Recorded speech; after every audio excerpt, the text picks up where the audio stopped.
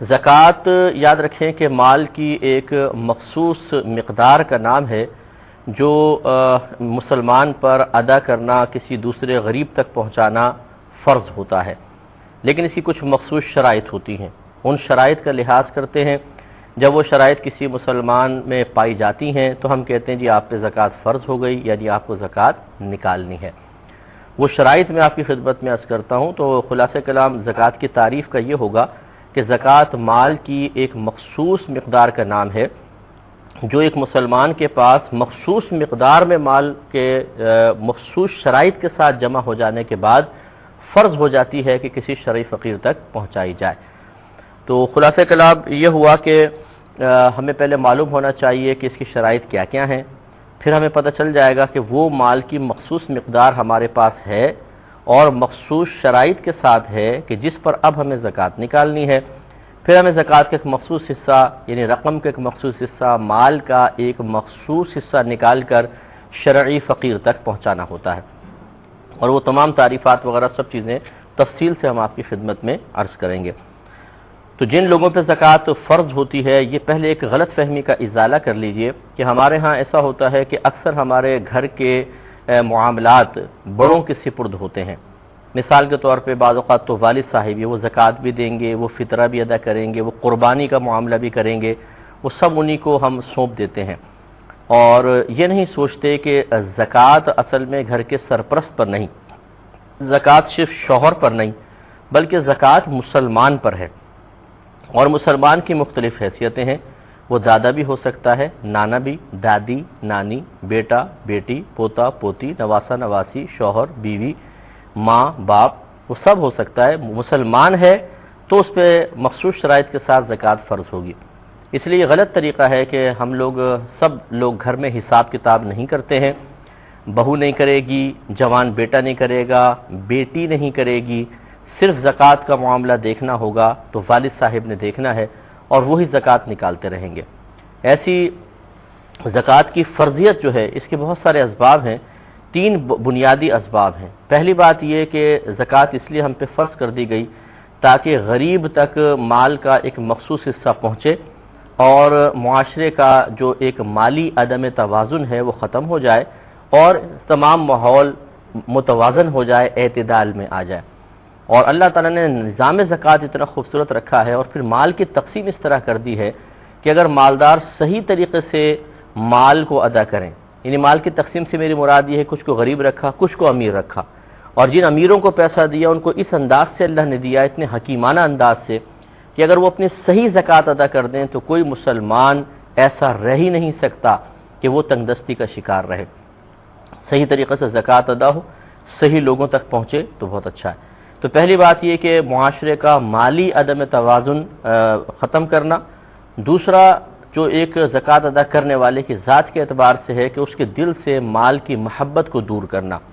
اور تیسرا ہے بخل کی لعنت کو دور کرنا۔ اب ہوتا یہ ہے کہ ہماری جو خاص طور پہ بہنیں ہیں جن کے پاس کئی سیٹ زیور کے پڑے ہوئے ہیں اور دیگر مال و متاع ہوتا ہے، وہ ہمیشہ تنگ دستی کا ہی شکار رہتی ہیں۔ جی ہم کہاں سے زکوٰۃ دیں، ہمارے پاس تو سونا، ہم کون سا کماتی ہیں، ہمارے شوہر ادا کریں گے۔ تو اب جو ان کے اپنے مال میں ایک غریب کا حق تھا وہ ادا نہ ہوا، ان کے دل سے مال کی محبت دور نہ ہوئی، اور یہ بخل میں مبتلا ہوئیں کہ اللہ تعالیٰ کی راہ میں جہاں پیسہ خرچ کرنا فرض ہے، ضروری ہے، وہاں پر پیسہ خرچ نہ کیا، یہی بخل ہے، تو بخل کی لعنت میں بھی گرفتار ہوئیں جو حرام اور گناہ کبیرہ ہے۔ یہ چونکہ اپنے سونے کے لاکٹس وغیرہ سے، سونے کے سیٹ سے بہت زیادہ محبت کرتی ہیں اور چاہتی نہیں ہیں کہ یہ سونا ان سے جدا ہو جائے، کیونکہ جدا ہونے کا مطلب ہے سیٹ کا خراب ہو جانا، اور یہ نہیں چاہتی، یہ چاہتی معذرت کے ساتھ یہ کہتی ہیں آخرت چاہے خراب ہو جائے، اللہ تعالیٰ مجھ سے ناراض ہو جائے، کوئی مسئلہ نہیں ہے، میرا سیٹ خراب نہیں ہونا چاہیے، تو وہ ذمہ داری ڈال دیتی ہیں شوہر پر۔ اب یقیناً شوہر اگر ان کی اجازت سے ان کی طرف سے زکوٰۃ ادا کرے گا، ادا ہو جائے گی، لیکن جو اصل مصلحت شرع پوشیدہ تھی کہ صاحب مال کے دل سے مال کی محبت کو نکالنا، بخل کو دور کرنا، وہ تو نہ ہوا، تو ہم نے مقاصد شرع فوت کر دیے اس بخل کی وجہ سے، مال کی محبت کی وجہ سے۔ اور اس طرح ایک خاتون تھی، نبی کریم صلی اللہ علیہ وسلم نے ان کے پاس کچھ زیور دیکھے،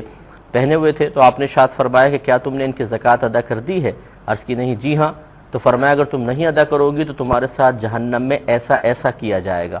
تو ان خاتون نے اسی وقت، ایک روایت میں ہے کہ وہ کڑے وغیرہ تھے، وہ اتار کے فوراً بارگاہ رسالت میں دے دی، یا رسول اللہ میں اس کو اللہ اس کے رسول کی بارگاہ میں دیتی ہوں۔ ہو سکتا ہے کہ ان کو مسئلہ معلوم نہ ہو، سرکار نے بیان فرمایا تو ایک لمحہ نہ لگایا اور انہوں نے فوراً وہ دے دیے۔ تو جس کے دل میں واقعی آخرت کا صحیح یقین کامل ہو، کیونکہ ہمیں یقین ہے آخرت کا لیکن وہ بھی کاملیت کے درجے تک نہیں پہنچا ہے، کیونکہ جب یقین کاملیت کے درجے تک پہنچ جاتا ہے تو انسان کو کسی نہ کسی عمل پر مجبور کر دیتا ہے۔ مثال کے طور پہ اگر آپ کو یقین ہو کہ آپ رات کو 2 بجے گھر سے باہر نکلیں گے تو لٹ جائیں گے، اس وقت باہر جو ہیں وہ راہزن گھومتے ہیں، تو آپ کبھی بھی رات کے 2 بجے باہر نکلنے کی زحمت گوارا نہیں کریں گے۔ حالانکہ ضروری نہیں ہے کہ آپ کو واقعی کوئی مل بھی جائے، لیکن اگر یہ معروف بھی ہو جائے، مشہور بھی ہو جائے کہ باہر آپ کو لوٹ لیا جائے گا تو آپ 2 بجے کبھی باہر نہیں نکلیں گے۔ تو دیکھیں ایک یقین کامل حاصل ہوا، جو آپ کے حد تک یقین کامل تھا تو اس نے مجبور کر دیا کہ آپ گھر میں اپنے آپ کو مقید کریں۔ بس آخرت کے بارے میں بھی ایسا ہی یقین درکار ہوتا ہے جو کاملیت کے درجے تک پہنچ چکا ہو کہ وہ مجبور کرتا ہے کہ انسان عمل کرے، اور اس عمل کو کرتے ہوئے انسان کو کوئی تکلیف نہیں ہوتی ہے، وہ بہت ہی آسان عمل لگتا ہے، کیونکہ یقین کامل جب حاصل ہو جائے تو اس کے بدلے میں یا اس کے مطابق، اس کے تقاضے کے مطابق عمل کرنا، انسان اس میں کوئی تکلف محسوس نہیں کرتا ہے۔ اگر آپ کو یقین کامل ہو کہ میرے گھر پر آج شام کو مہمان آئیں گے، بتائیں آپ کھانا بنائیں گے کہ نہیں بنائیں گے؟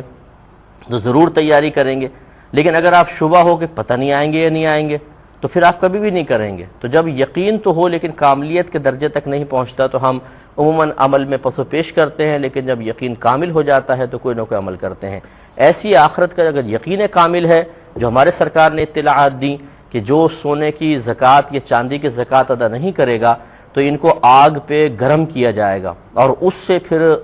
پہلو کو داغا جائے گا اور عذاب دیا جائے گا۔ اس وقت یہ سیٹ جو ابھی بڑے عزیز ہیں اور جن کو پہن کر ہماری بہنیں شادی بیاہ میں زینت کا مظاہرہ کرتی ہیں اور خواتین پوچھتی ہیں اللہ یہ سیٹ تو بہت اچھا ہے، کتنے کا لیا بتائیے گا ذرا، اور وہ بالکل اٹھلاتی ہوئی ادھر سے ادھر گھومتی رہتی ہیں، اور جب زکوٰۃ ادا کرنے کی باری آتی ہے تو بخل اتنا غالب آتا ہے، بولتی ہم تو ہاؤس وائف ہیں، ہم تو کچھ کماتے نہیں، ہم کہاں سے ادا کریں؟ تو شوہر کو تو یہ محبتیں جو مال کی ہیں یہ بہت خطرناک ہیں اور یہ آخرت میں اللہ نہ کرے عذاب کا سبب بن سکتی ہیں۔ اس لیے ہر گھر کے جتنے بھی افراد ہیں وہ اپنا اپنا محاسبہ کریں اور ان شرائط کو اپنی ذات میں تلاش کریں۔ نمبر 1، زکوٰۃ کی پہلی شرط ہے کہ انسان مسلمان ہو، کافر پر زکوٰۃ واجب نہیں، لہٰذا اگر کوئی حالت کفر میں تھا اور بڑا کروڑ پتی تھا پھر وہ مسلمان ہوا تو اب یہ نہیں کہ زبان کفر کی بھی زکوٰۃ اس کو ادا کرنی پڑے گی، صرف مسلمان پر زکوٰۃ فرض ہوتی ہے، کافر پہ نہیں۔ دوسرا یہ کہ وہ عاقل ہو، پاگل و مجنون پہ زکوٰۃ فرض نہیں ہوتی۔ تیسرا یہ کہ وہ بالغ ہو، نابالغ پر زکوٰۃ فرض نہیں ہوتی۔ لہٰذا یہ یاد رکھیں کہ بعض اوقات ایسا ہوتا ہے کہ ماں باپ اپنی بچیوں کے لیے کچھ سیو کر کے رکھ دیتے ہیں، ان کے نام کا پیسہ رکھ دیتے ہیں، ان کا نام کا زیور لے کر رکھ دیتے ہیں۔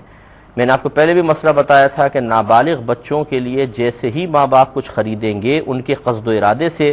وہ بچے کے ملک میں داخل ہو جاتا ہے، چاہے آپ اس کو حقیقتاً قبضہ نہ بھی دیں، اور اس میں پھر ماں باپ کو بغیر شدید حاجت کے آپ اس چیز میں تصرف بھی نہیں کر سکتے کیونکہ وہ بچے کا ہو چکا،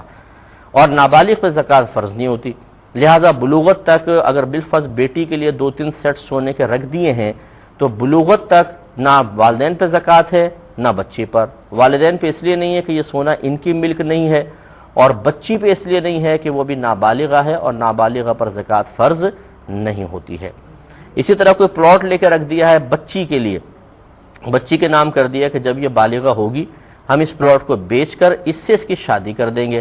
اب یہ جو بیچنے کی نیت سے پلاٹ خریدا جاتا ہے یہ ہوتا ہے مال تجارت، خالصتاً اگر بیچنے کی نیت سے لیا ہے یہ مال تجارت ہے، اور مال تجارت پر سال بسال زکوٰۃ بنتی ہے، لیکن چونکہ یہ نابالغہ بچی یا بچے کے نام کر دیا گیا ہے، چاہے مطلب ڈاکومنٹس میں نہ ہو، آپ نے ارادہ کیا بس یہ بچہ بچی کا ہو گیا، تو اس پر جب تک وہ بالغ نہیں ہو جاتے ان پہ زکوٰۃ فرض نہیں ہوگی۔